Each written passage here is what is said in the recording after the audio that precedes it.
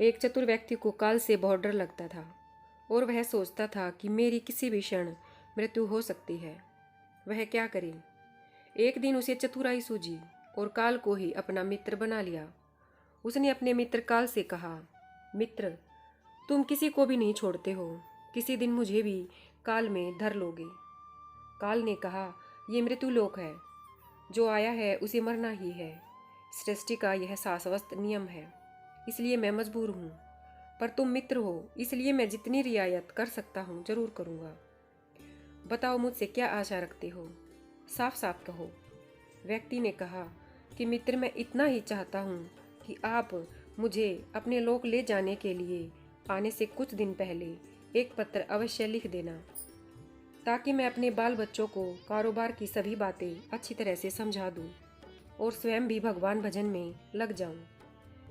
काल ने प्रेम से कहा, यह कौन सी बड़ी बात है, मैं एक नहीं आपको 4 पत्र भेज दूंगा। चिंता मत करो, चारों पत्रों के बीच समय भी अच्छा खासा दूंगा, ताकि तुम सचेत होकर काम निपटा लो। वह व्यक्ति बड़ा ही प्रसन्न हुआ, सोचने लगा कि आज से मेरे मन से काल का भय भी निकल गया। मैं जाने से पूर्व अपने सभी कार्य पूर्ण करके जाऊंगा, तो देवता भी मेरा स्वागत करेंगे। दिन बीतते गए, आखिर मृत्यु की घड़ी आ पहुंची। काल अपने दूतों सहित उसके समीप आकर बोला कि मित्र, अब समय पूरा हुआ, मेरे साथ चलिए। मैं सत्यता और दृढ़ता पूर्वक अपने स्वामी की आज्ञा का पालन करते हुए एक क्षण भी तुम्हें और यहाँ नहीं छोड़ूंगा। उस व्यक्ति के माथे पर बल पड़ गए, भरकटी तन गई और कहने लगा, धिक्कार है तुम्हारे जैसे मित्रों पर। मेरे साथ विश्वासघात करते हुए तुम्हें लज्जा नहीं आती। तुमने मुझे वचन दिया था कि आने से पहले पत्र लिखूंगा, परंतु तुम तो बिना किसी सूचना के अचानक दूतों सहित मेरे ऊपर चढ़ आए। मित्रता तो दूर रही, तुमने अपने वचनों को भी नहीं निभाया। काल हंसा और बोला, मित्र, इतना झूठ तो न बोलो। मैंने आपको एक नहीं 4 पत्र भेजे, आपने एक भी उत्तर नहीं दिया। उस व्यक्ति ने चौंक कर पूछा, कौन से पत्र, कोई प्रमाण है? मुझे पत्र प्राप्त होने की कोई डाक रसीद आपके पास है तो दिखाओ। काल ने कहा, मित्र, घबराओ नहीं, मेरे 4 पत्र इस समय आपके पास मौजूद हैं। मेरा पहला पत्र आपके सिर पर चढ़कर बोला, आपके काले सुंदर बाल उन्हें सफ़ेद कर दिया और यह भी कहा कि सावधान हो जाओ, जो करना है कर डालो। बनावटी रंग लगाकर आपने अपने बालों को फिर से काला कर लिया और पुनः जवान बनने के सपने में खो गई। आज तक मेरे श्वेत अक्षर आपके सिर पर लिखे हुए हैं। कुछ दिन बाद मैंने दूसरा पत्र आपके नेत्रों के प्रति भेजा। नेत्रों की ज्योति मंद होने लगी, फिर भी आंखों पर मोटे शीशे चढ़ाकर आप जगत को देखने का प्रयत्न करने लगे। 2 मिनट भी संसार की ओर से आंखें बंद करके ज्योति स्वरूप प्रभु का ध्यान मन में नहीं किया।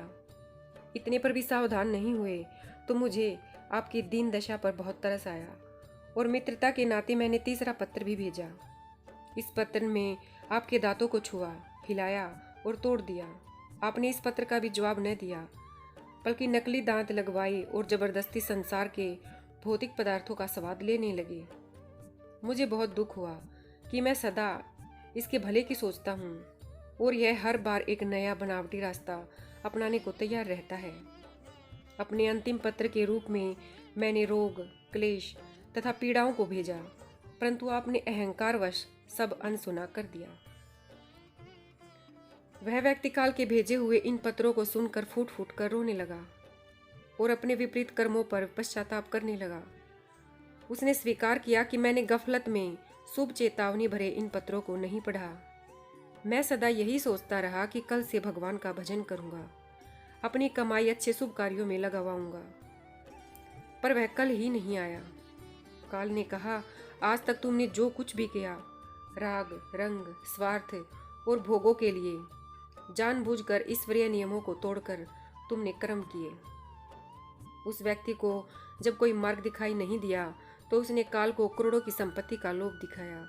काल ने हंसकर कहा, मित्र, मेरे लिए धूल से अधिक कुछ भी नहीं है ये सब। धन, दौलत, शोहरत, सत्ता, ये सब लोग संसारी ये सब लोभ संसारी लोगों को वश में कर सकता है, मुझे नहीं। काल ने उत्तर दिया, यदि तुम मुझे लुभाना ही चाहते थे तो सच्चाई और शुभ कर्मों का धन संग्रह करते। यह ऐसा धन है जिसके आगे मैं विवश हो सकता था, अपने निर्णय पर पुनर्विचार को बाध्य हो सकता था, पर तुम्हारे पास तो यह धन धेले भर का भी नहीं है। तुम्हारे ये सारे रुपए, पैसे, जमीन जायदाद, तिजोरी में जमा धन संपत्ति सब यहीं छूट जाएगा। मेरे साथ तुम भी उसी प्रकार निर्वस्त्र जाओगे जैसे कोई भिखारी की आत्मा जाती है। काल ने जब मनुष्य की एक भी बात नहीं सुनी तो वह हाय हाय करके रोने लगा। सभी संबंधियों को पुकारा, परंतु काल ने उसके प्राण पकड़ लिए और चल पड़ा अपने गंतव्य की ओर। शिक्षा हमें इससे यही मिलती है कि एक ही सत्य है जो अटल है, वह है कि हम एक दिन मरेंगे जरूर। हम जीवन में कितनी भी दौलत जमा करेंगे, कितनी शोहरत पाएंगे, कैसी संतान होगी, यह सब अनिश्चित होता है, समय के गर्भ में छुपा होता है, परंतु हम मरेंगे एक दिन। बस यही एक ही बात जन्म के साथ ही तय हो जाती है। अतः हर एक को, चाहे छोटा हो या बड़ा, सबको प्रभु परमेश्वर की याद में रहकर ही कर्म करने चाहिए।